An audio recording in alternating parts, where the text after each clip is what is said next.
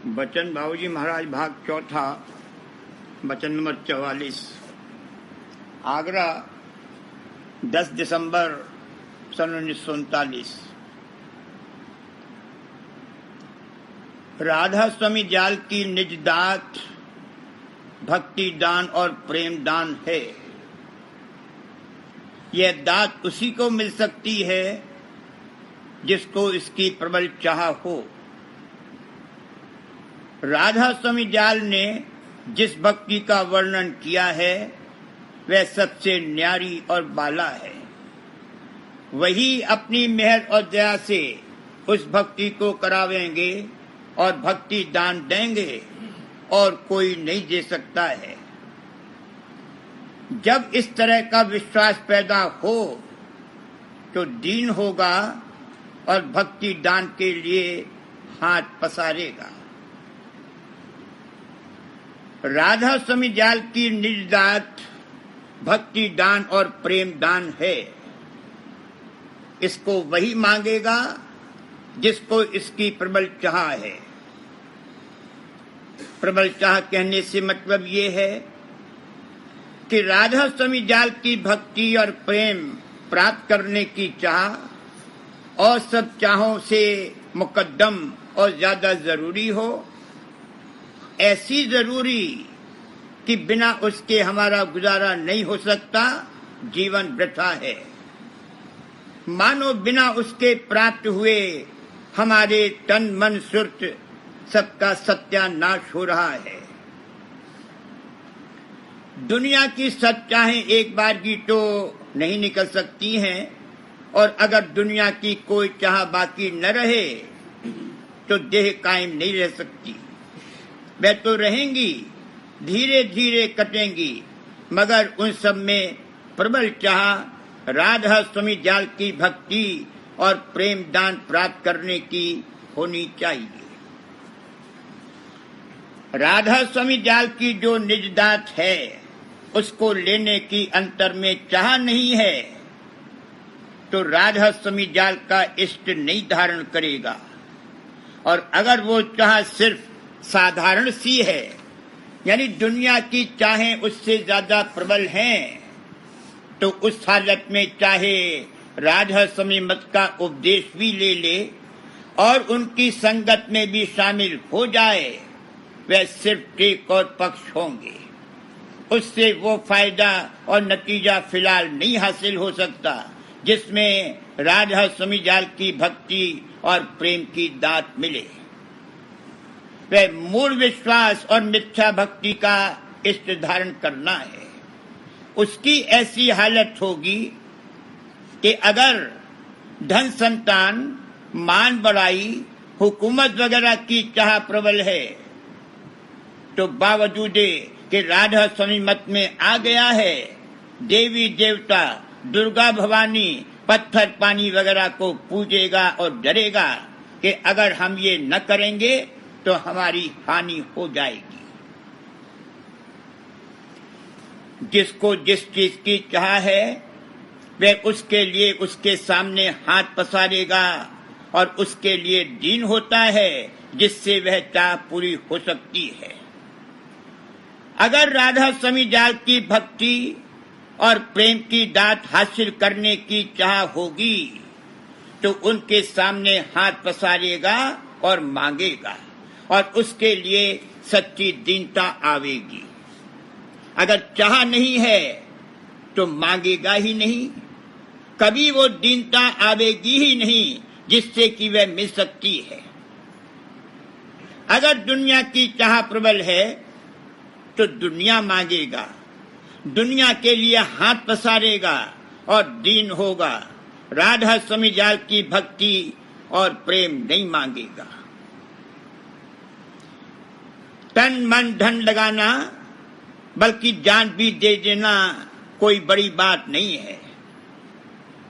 वैश्यागामी वैश्या के लिए या जिसको जिसमें मोह और प्रीत आ गई है उसके लिए वह तन मन धन ज्ञान सब लगाने को तैयार हो जाता है। और दुनिया में मान बढ़ाई हासिल करने के लिए तो इंसान अपनी जान तक देने को तैयार हो जाता है और दे देता है। जानवर जैसे कुत्ता और घोड़ा भी अपने मालिक के लिए जान दे देता है। कीमत और कदर इस पर मुनहसिर है कि किस घाट और भाव से काम कर रहा है। राधा स्वामी जाल ने जिस भक्ति का वर्णन किया है वह सबसे न्यारी और बाला यानी सबसे ऊंचे घाट की है।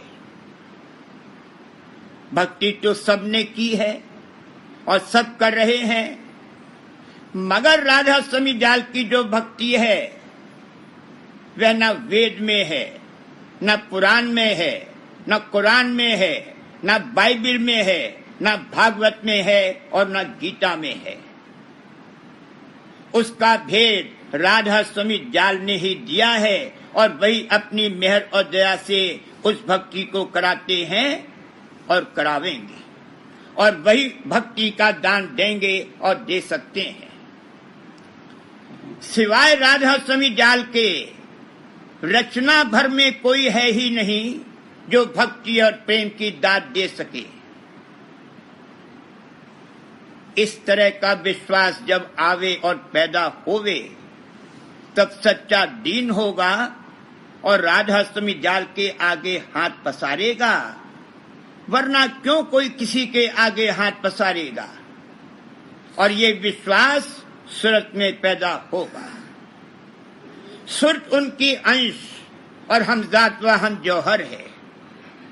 जब तक सूरत नहीं जागेगी तब तक न तो ऐसी चाह ही पैदा हो सकती है और न विश्वास ही आ सकता है।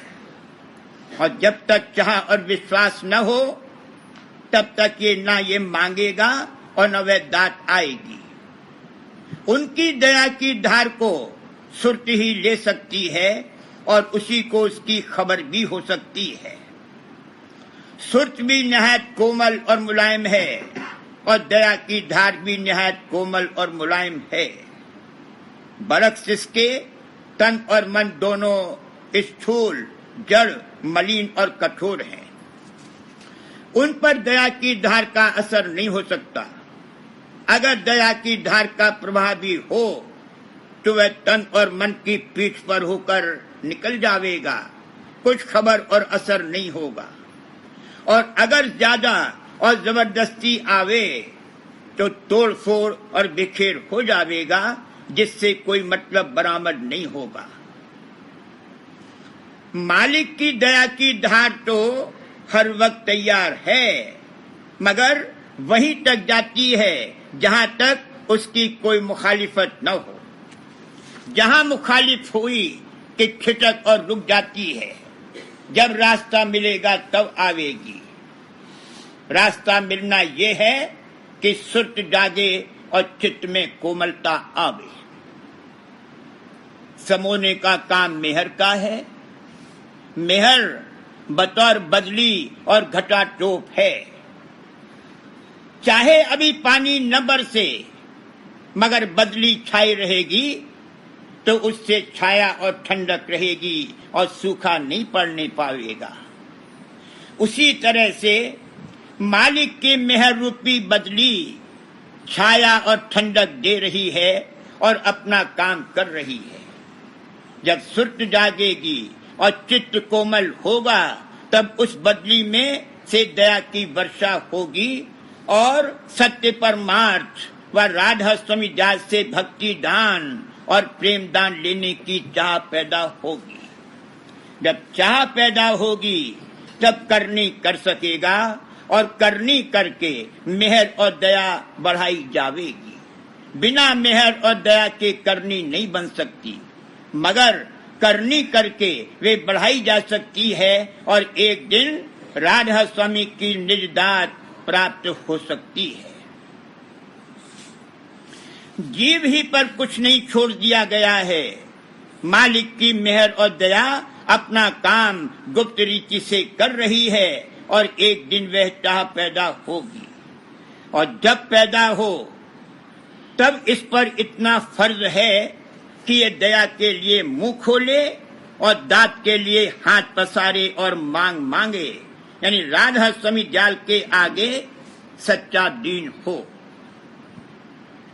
सच्ची दीनता ये है कि उनकी मौत से माफकत करे।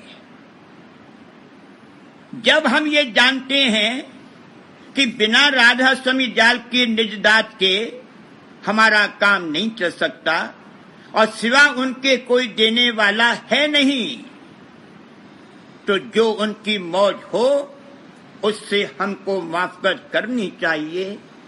उनकी मौज से जो कुछ हो उसको अपने लिए हितकर समझना चाहिए।